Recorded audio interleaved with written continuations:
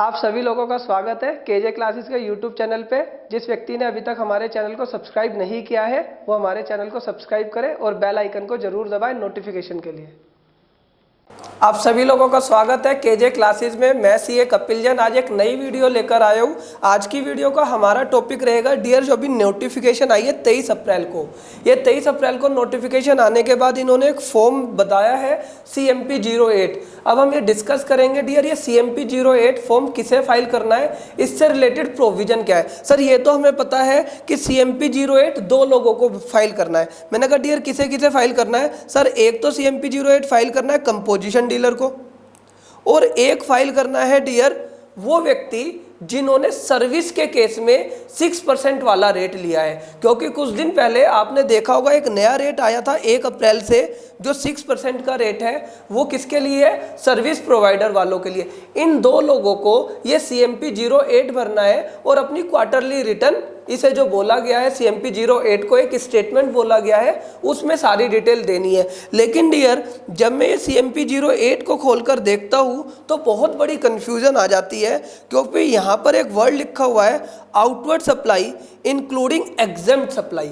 इसका मतलब क्या है कि हमारे को जो टैक्स देना है इंक्लूडिंग एग्जेम्प्ट सप्लाई में भी टैक्स देना है। सर ये तो बड़ी दुविधा हो जाएगी, एग्जेम्प्ट सप्लाई में हम टैक्स क्यों दें।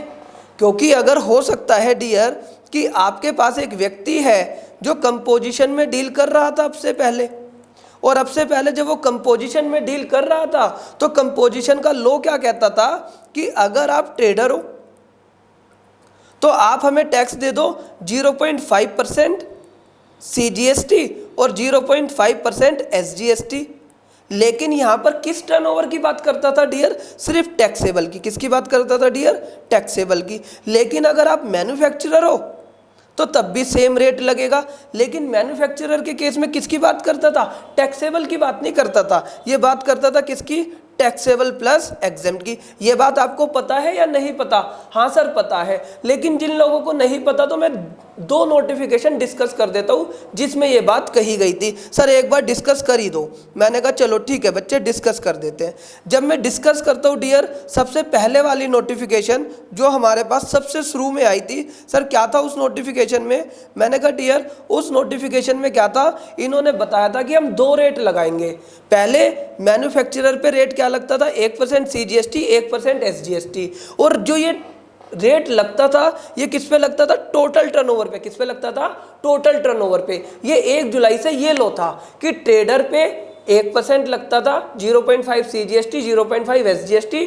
मैन्युफैक्चरर पे क्या लगता था, 1% CGST 1% SGST। लेकिन कौन सी टर्नओवर पे लगता था, टैक्सेबल पर भी और एग्जेम्प्ट पे भी। जब इसका विरोध किया गया तो ये एक नई नोटिफिकेशन लेकर आए, और उस नोटिफिकेशन में इन्होंने क्या बताया डियर कि अब हम इस रेट को चेंज कर दे रहे हैं। और ये नोटिफिकेशन आई थी 1 जनवरी 2018 को।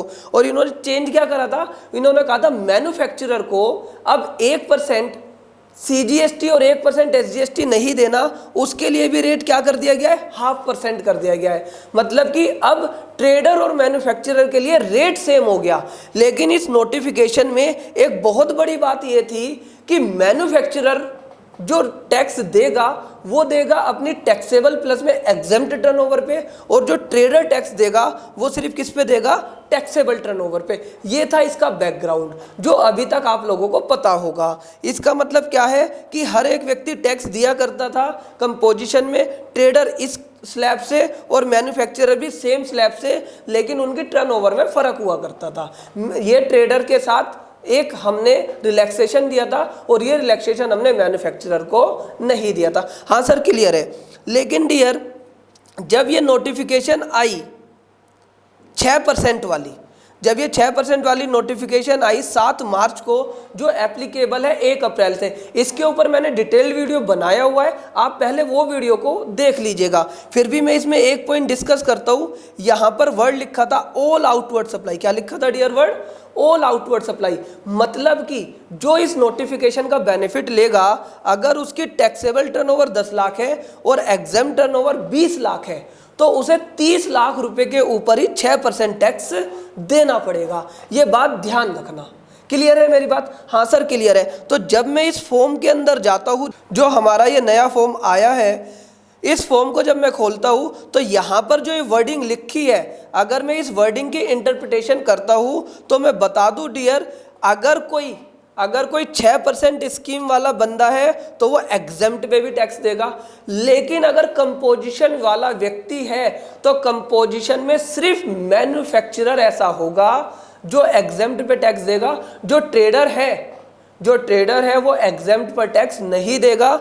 ये मेरा ओपिनियन है। इस केस में जो मैन्युफैक्चरर होगा वो टैक्सेबल प्लस एग्जेम्प्ट पे देगा, जो ट्रेडर होगा वो सिर्फ किस पे देगा, टैक्सेबल पे। कुछ लोगों का मानना ये है नहीं सर, इस फॉर्म के आने के बाद जो कंपोजिशन के अंदर ट्रेडर है वो भी टैक्सेबल के साथ साथ एग्जेम्प्ट पे देगा, क्योंकि यहाँ पर एग्जेम्प्ट वर्ड लिख दिया है। लेकिन मैं कहता हूँ अगर वो ऐसा करते हैं तो उन्हें एक सेपरेट नोटिफिकेशन और निकालनी पड़ेगी। लेकिन अभी कोई नोटिफिकेशन नहीं आई है। इसका मतलब क्या है, ये इंटरप्रिटेशन क्लियर कर लो कि कंपोजिशन में अगर मैन्युफैक्चरर होगा तो वो एग्जेम्प्ट पे देगा, ट्रेडर होगा तो वो एग्जेम्प्ट पे नहीं देगा, और जो 6% स्कीम वाला व्यक्ति है उसे टैक्सेबल के साथ साथ एग्जेम्प्ट पे भी देना पड़ेगा। तो जो व्यक्ति इस नोटिफिकेशन का बेनिफिट ले रहा है, इस फॉर्म को फिल कर रहा है, वो इस चीज को देख ले। मैं आपको बता दूं इस फॉर्म के अंदर और हमें कुछ भी नहीं करना है। और अब जो कंपोजिशन डीलर अपनी GSTR 4 भरा करते थे क्वार्टरली,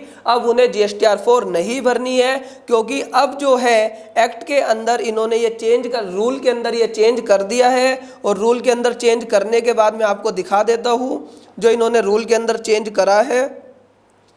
क्योंकि अब आप देखोगे जो हमारा रूल 62 है कि किस मैनर में रिटर्न सबमिट की जाएगी, इन्होंने 23 अप्रैल को इस रूल को अमेंड करके इन्होंने बोल दिया है कि भाई जो भी कंपोजिशन डीलर होगा वो CMP 08 भरेगा। और यहाँ से इन्होंने जो GSTR 4 जो इन्हें भरना था, जो इन्होंने GSTR 4 जो भरना था क्वार्टरली बेसिस पर, उसकी लाइनों को डिलीट कर दिया है। मतलब कि अब कंपोजिशन वाले को सिर्फ CMP 08 भरना है। कि डियर ये जो नोटिफिकेशन आती है सेक्शन 148 से।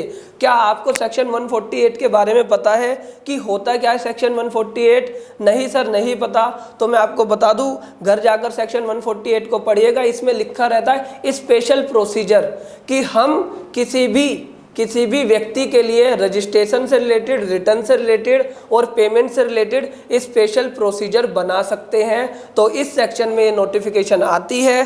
क्लियर है मेरी बात? हाँ सर क्लियर है। और डियर यहाँ पर जो इन्होंने बोला है CMP 08 की जो तारीख है वो हर क्वार्टर के 18 तारीख को फाइल करना होगा, और तभी आपको टैक्स भी पेमेंट करना होगा। हाँ सर ये क्लियर है। इसमें डियर और कोई डाउट? नहीं सर इसमें कोई डाउट नहीं। लेकिन सर एक डाउट है कि कंपोजिशन को जो रिटर्न फाइल करनी थी वो सेक्शन 39 में लिखा हुआ था कि आपको GSTR 4 फाइल करनी है। क्या डियर अब उसे GSTR 4 जो फाइल नहीं करनी, क्या सेक्शन 39 में कुछ बातें लिखी गई हैं क्या? नहीं सर, इन्होंने इस रूल में ही इस नोटिफिकेशन में ये बात लिख दी कि जो व्यक्ति CMP 08 फाइल करेगा ये मान लिया जाएगा कि उसने सेक्शन 37 और सेक्शन 39 का कंप्लाइंस कर लिया है। मतलब कि जो GSTR 1 ये सेक्शन 37 का कंप्लाइंस क्यों? क्योंकि डियर कोई व्यक्ति अगर 6% की स्कीम ले रहा था, एज पर लॉ सेक्शन 37 क्या कहता था? एवरी रजिस्टर्ड पर्सन, क्या बोलता था डियर? एवरी रजिस्टर्ड पर्सन उसे GSTR 1 भरनी थी। लेकिन यहाँ पर उसे बोल दिया कि अगर तुम 6% की स्कीम ले रहे हो और CMP 08 फाइल कर रहे हो तो हम ये मान लेंगे कि तुमने इसका कंप्लाइंस पूरा कर दिया। और यही बात हमने कंपोजिशन वालों के लिए लिख दी कि भाई अगर तुमने कंपोजिशन वाले ने और कोई भी जो 6% स्कीम वाला है अगर वो CMP 08 फाइल कर देता है तो उसे सेक्शन 39 में ना तो 3B फाइल करनी और ना ही GSTR 4 फाइल करनी। ये दोनों बात यहाँ से क्लियर हो गई है। तो ये नोटिफिकेशन क्लियर हुई? हाँ सर क्लियर हुई। डियर इस फॉर्म के अंदर कुछ पूछना है क्या? नहीं सर, फॉर्म तो बहुत ही सिंपल है कि बस यहाँ पर इस पॉइंट पे कंफ्यूजन था कि इस पॉइंट में क्या होगा। तो ये क्लियर हो गया होगा मेरा। मैं आपको बताता हूँ। और डियर ये सेकंड नंबर है इनवर्ट सप्लाई। ये आपको पता ही है, चाहे कंपोजिशन डीलर हो चाहे 6% स्कीम वाला हो, अगर कोई वो सर्विस लेता है जिस पर RCM है, कोई गुड्स लेता है जिस पर RCM है, तो उसे टैक्स RCM में पे करना पड़ेगा।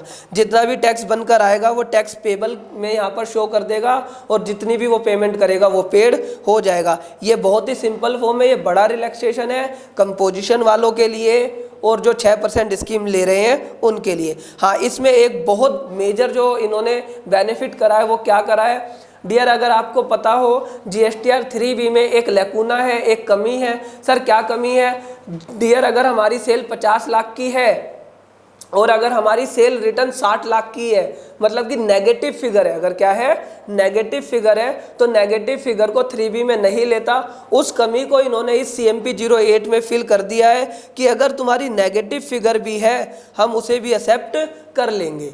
ठीक है, नेगेटिव फिगर अगर आपकी है तो हम उसे भी एक्सेप्ट कर लेंगे और आपको उस पर टैक्स देने की कोई ज़रूरत नहीं है। लोगों को दिक्कत क्या होती थी डियर? नेगेटिव फिगर के केस में डियर होता क्या था कि अगर किसी की टर्नओवर 5,000 रुपये है लेकिन माल वापस आ जाता था 6,000 का, तो यहाँ पर जो माइनस होती थी फिगर वो GSTR 3B में नहीं जाती थी, लेकिन CMP 08 में कहा है कि नेगेटिव फिगर जाएगी और उस पर जो टैक्स होगा, उस पर जो टैक्स होगा वो तुम्हारा कैरी फॉरवर्ड कर दिया जाएगा और नेक्स्ट मंथ में तुम उसे एडजस्ट कर सकते हो। ये बड़ा रिलैक्सेशन इन्होंने दिया है। क्लियर है मेरी बात? हाँ जी सर क्लियर है। ये नील रिटर्न भी फाइल करनी पड़ेगी, ये पहले भी था अब भी है। तो ये फॉर्म क्लियर हुआ? हाँ सर क्लियर हुआ। नोटिफिकेशन क्लियर हुई? हाँ सर क्लियर हुई। अगर आपको मेरी वीडियो अच्छी लगी हो तो इसे लाइक कीजिएगा, शेयर कीजिएगा, और अगर आपको कोई भी क्लैरिफिकेशन चाहिए तो हमारा फ़ोन नंबर नीचे है, आप कमेंट बॉक्स में हमें कमेंट कीजिएगा। फ़ोन नंबर पर व्हाट्सअप कर सकते हैं, मेल कर सकते हैं। Thank you for watching.